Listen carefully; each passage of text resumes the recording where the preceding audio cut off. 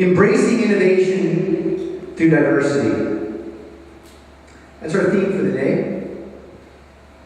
You know, these uncertain times, they really make you wonder, don't they? Don't they? I mean, how can we have let things slip away? Well, this quote from John Lennon really says it all, really puts things into perspective. That life is what happens to you while you're busy making other plans. That life is what happens to you while you're busy making other plans. Now, isn't that the truth? In fact, isn't that what happens in the workplace? That one minute there's order, and then the next, organized chaos. It seems as if this organized chaos has us all living in a survival world, where we are now being measured by our ability to innovate and thrive in the face of tremendous adversity. Now, recently I had an opportunity to sit down with Mr. Steve Forbes. You know Mr. Forbes. And I asked him, how can we be thinking about reviving the economy when the people in this country haven't even been taught how to survive? He looked at me as if, I've never heard such a question before. He said, Glenn, we all better learn pretty fast. You see, I was fortunate. I learned about the importance of survival, reinvention, and innovation as a young boy, raised by two victims of Castro's revolution in Cuba. My parents, Frank and Jenny Llopis, met in the early 1950s during the famed Havana Nights, when Cuba was a tropical paradise whose entertainment, nightlife, food, music, culture, and beaches attracted some of the most dynamic personalities in the world. But my parents just didn't meet in Cuba. My parents were pioneers in Cuba. My father, after receiving his chemical engineering degree from Cornell University in the 1930s, went on to become a very famous Latin musician, radio and TV personality. His quartet, Los Llopis, integrated American rock and roll into the rhythms and sounds of Cuban music. My father was the originator of crossover music. As for my mother, well, she was one of the original dancers at the Tropicana nightclub. And yeah, she even performed with Desi Arnaz, or as we know, Ricky Ricardo. But then came the late 1950s, and a political, military unraveling took place, spearheaded by Castro's revolution that marked the end of Cuba's reign as one of the most progressive and emerging countries in the world. Cuba's legacy was minimized before its real impact and influence could be felt throughout the world. Well, as for my parents, they were performing in Buenos Aires, Argentina, which, by the way, that's where my brother was born, where they were told not to arrive back to their mother country, and thus began their journey of survival and reinvention. As for my father, well, he was forced to sell recording contracts throughout Latin America and Spain in exchange for cash, just to survive, before coming to the United States, where he would work for the Miller Brewing Company and was one of the 3 chemists responsible for the formulation of Miller Lite. You can imagine how fun my high school years were, huh? And then, at the ripe age of 80 years old, I pulled my father out of retirement, and he helped me formulate a line of food products that would mark the launch of my first entrepreneurial venture. My dad's my best friend. My dad's my hero. And today he's 94 years old.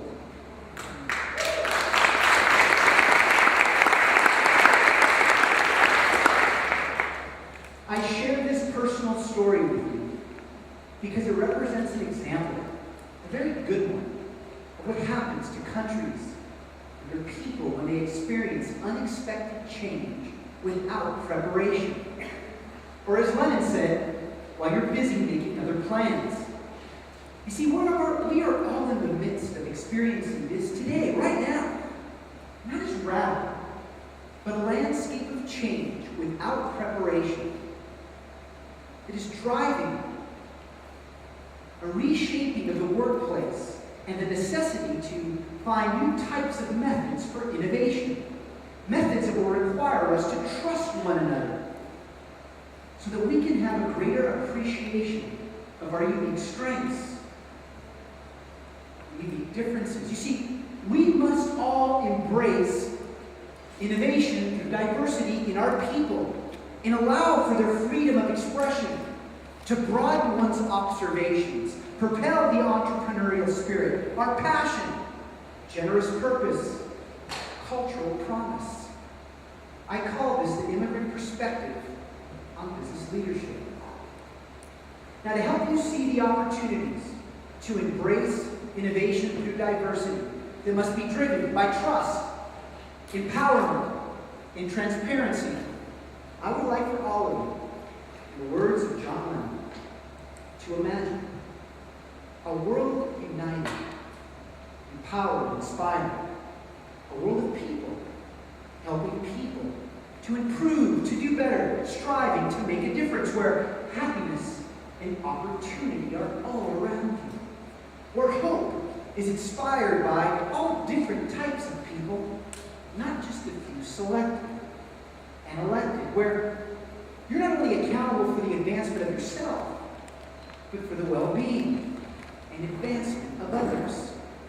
You see, ladies and gentlemen, this is the type of world that we must all now live in. Who wants to join me in this world? Anybody? Of course you do. This is the type of world that will propel the most dynamic levels of creativity, collaboration, innovation, and humanity. To embrace innovation through diversity requires us all to support this mindset. You see, it is your responsibility to both see and seize opportunities during these uncertain times more than ever before, making opportunity matter not only for yourself, but for others. You see, we must all become community-minded leaders to unite people, all different types of people, to build momentum for a healthier whole. Now let's review the objectives and how these principles apply to propelling innovation through diversity. Well, number one is propelling innovation through diversity creates an environment that broadens one's observations. It propels an entrepreneurial spirit amongst people, all different types of people, regardless of hierarchy or rank. It enhances brand and trade impact to increase client demand. It also builds an employee-branded community that is purposeful and meaningful. And finally, embracing innovation through diversity will help stimulate momentum through a culture that breeds significance. Through a culture that breeds significance. So what does a traditional workplace look like? Well, the mission is defined by the executives. It's top-down led. Talent management is an optional thing. Diversity is strictly viewed as a tactical initiative. And clients and customers are disconnected parts of the company. And needless to say, we operate in departmental silos. Now, as we take the time to explore the requirements to embrace innovation through diversity, I'd like to take a moment to understand the current mindset of America's workplace, the mindset of people. Now, I have been researching the pulse, the undercurrent of America